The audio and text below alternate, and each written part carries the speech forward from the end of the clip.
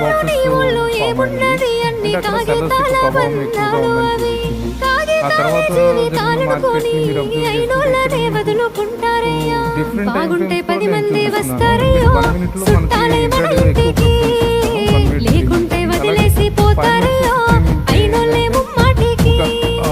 చూస్తున్న చుట్టంత కళ్ళతోని జరిగేది నాటకమే. నా ఒళ్ళు మా ఒళ్ళు అనిపించేది చేత చెల్లేటి కాగితమే.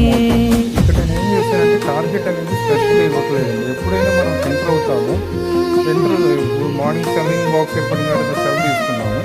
అలాగే మనం ఎంటర్ అనేది టార్గెట్ అనేది ఇక్కడ ఇవ్వకుండా ఏం చేస్తారంటే మళ్ళీ మార్కెట్